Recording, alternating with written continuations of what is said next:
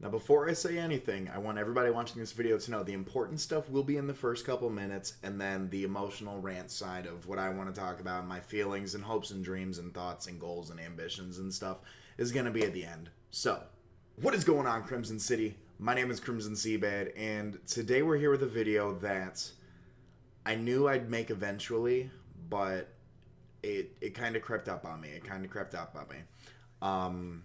As of today, September 30th, our channel is over 1 year old. September 29th is our channel anniversary. I created the YouTube channel, youtube.com/crimsoncbad, on September 29th of 2014. And it's been a crazy, crazy ride, to say the least. I have had I already did the little memo, or I should do the memo. Either way. What I want to do for this is I want to do a 1 year a 1 year on YouTube Q&A. So leave in the comment section below any question you want to see me answer in a video. Ask me anything, and I'm going to do it. And if you don't feel like leaving it in like a public comment, you can leave it in Ask FM and let me know to like not display the username or whoever. You can ask anonymously as well, and I'll leave the link to my Ask FM in the description below as well. So what I'll end up doing is I'll end up making like this huge video of just answering everybody's questions and just trying to give back as much as possible. If people want to ask me questions, if people just want to be funny with it, I mean, if people want to troll, I mean, either way, you know. Prefer if people don't troll. Actually, you know what? Please don't troll. Please don't troll. So, but that is my game plan, is that I want to do a Q&A with you guys. You know, I think it's going to be fun. It's something I've always wanted to do, and I've never found the right time to actually want to do it, but I feel like after a year of doing this, I feel like hopefully I can answer some questions and just kind of talk with you guys, give you guys some insight into stuff, you know, learn more about me, ask me stuff, ask me advice, ask me what my favorite color is, ask me whatever, guys, ask me whatever. Like I said, in the comment section below, and if you want to make it anonymous, I will post in a link to my Ask FM. You can post it in there as well. I'm going to say for like the next week, I'm going to let all the questions in my Ask FM just kind of stock up, and then when I start recording and editing and stuff, that's when I'll start going through and answering the questions. So that's the important stuff out of the way. If you only came to hear about the Q&A, you're good. Leave your question in the comment section below, and then enjoy the rest of your day. But if you are here to hear about my thoughts and feelings on being around here for a year, then here's that part. So buckle up. I don't really know how long this is going to be. I don't really know how long I'm going to talk. I've been doing this for a year, and it's definitely something that's grown on me. I've grown as a content creator, too, I feel like. Maybe eventually I'll do some sort of looking back on my own videos. But every now and then I look over my own videos, and I just think to myself, like, what was I doing? Like, did I really do that? Like, is that something I did? I mean, there was a point where my camera was like below my neck, and it was just like you could see chin. That's all you could see was the crimson chin. That's all you could see. That's all you could see, and it was absolutely ridiculous. And I thought it looked good at a time. And same thing with editing, same thing with graphics, and even to this day, I'm still learning. I'm still learning how to do this better, how to do this more efficiently, I guess you could say, and yeah, so so I created this channel a year ago yesterday, and I also recorded my very first video, not even on my own computer. I didn't even have gear to record yet. I went over to my friend Drew's house. He's one of my closest friends that I have, and he was like, hey man, you know, at the time he was doing YouTube, he was like, how about you come over and I'll show you what to do. I was like, yeah, sure, that sounds like fun. So we actually went over there, and he actually recorded a video while I was in his room. He was doing like a Minecraft tutorial, I believe. And afterwards he like set up OBS for me, and he got his blue snowball out, and he was like, all right, you know, just kind of do it. And I literally sat here in front of a camera like, like I didn't know what to say. And it was the channel introductory video that I ended up recording in his room. And if you go back on my channel and you find that, it is definitely, it's funny because you'll see it's the only time I've ever been featured in that setup, and you'll see a pair of feet laying on the bed next to me, like, and you're just, and that's him. That's my buddy who was helping me out. So thank you so much, Drew, for helping me get started. And I remember starting off as well. My friend Buck, he ran he still runs. I don't know how active he is on it anymore. He ran a very large giveaway account. He helped me grow with followers and subscribers and stuff, and helped shout me out. And it was really awesome to see. You know, starting with no subs, and within the first week, I had like 50 subscribers, and I didn't even have any content yet, and it blew my mind. I was just like, "What is going on?" I had no idea. I had no idea. And from there, I posted like mini vlogs, just kind of talking because I didn't really have. I kept making excuses, kind of. You know, I try to record Wi-Fi battles and I try to competitively battle. I played a lot of Showdown. And I hung out in people like Shino World streams. I hung out in people like X-Ray's Ovation streams, Shady Penguin streams, just people who are doing just viewer battles consistently because I wanted to learn. I wanted to grow. I wanted to, you know, figure out why these guys were so good. What did they know? So I tried my best to learn from people like those guys who did viewer battle streams because I could get in on the viewer battles and do stuff like that. And like I said, I played a lot of Showdown,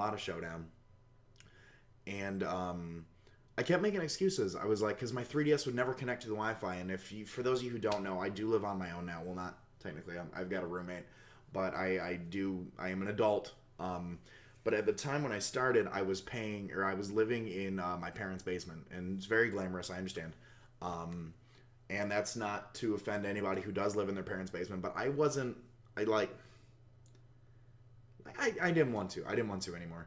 And my 3DS would never connect to the Wi-Fi, and I kept making excuses why I couldn't connect to the Wi-Fi. I was like, all this internet, all this 3DS, all everything.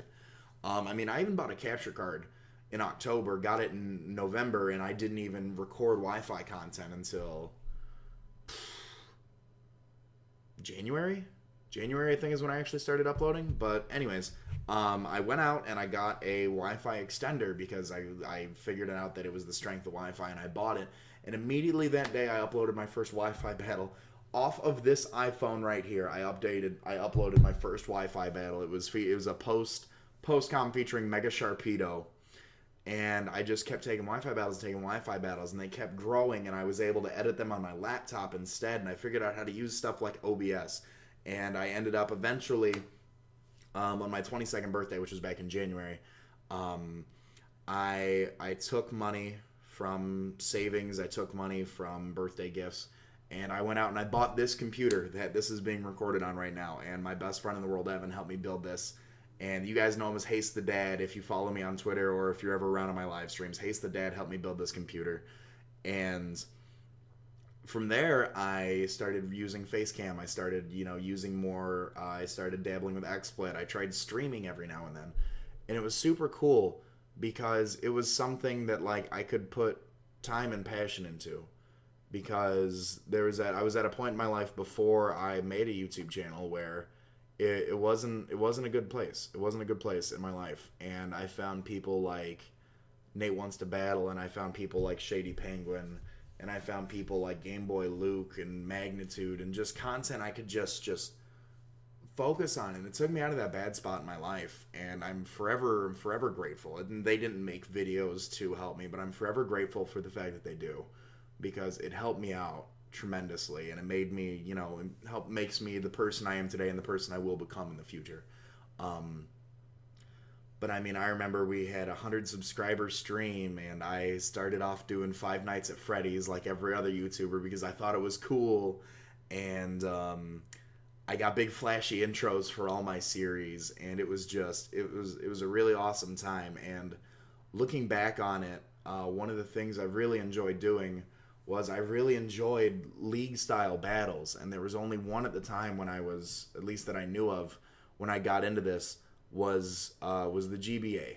And I used to watch those battles so much, and I was like, oh, these cool team names. I was like, this is ridiculous. I was like, the Milwaukee Sawsbucks, the New Orleans Pelipers, the New York Mankeys, like these team names are awesome. I was like, how cool is this? I was like, man, this would be like, if I could just challenge one of these guys to a battle. I was like, that was like on my list of things to do, is to challenge people who were in the GBA to a battle. And lo and behold, not even so let's see, if I started uploading in January, not even 8 months later, I'm spending a weekend at the Pokemon World Championships with some of my closest friends that I've made through the GBA because of it. And I will forever be grateful for Steve for asking me to be a part of that organization.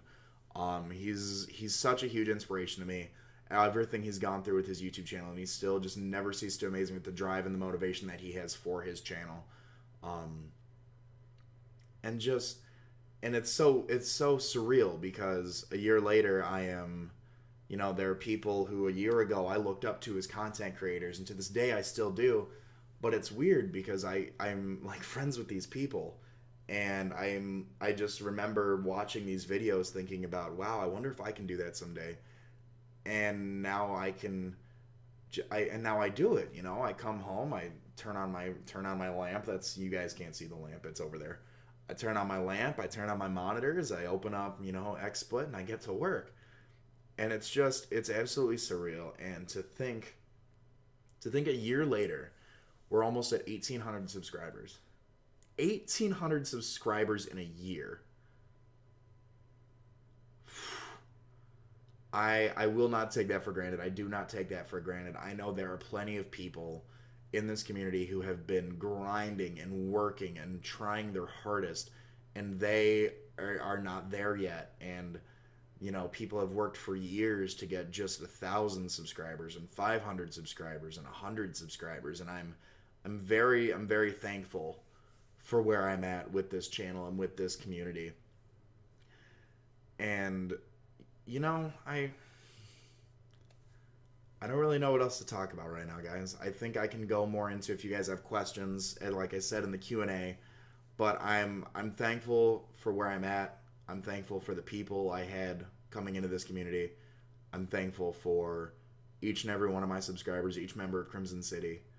I'm so incredibly thankful. So thank you very much, guys, for watching, and I will see you guys next time.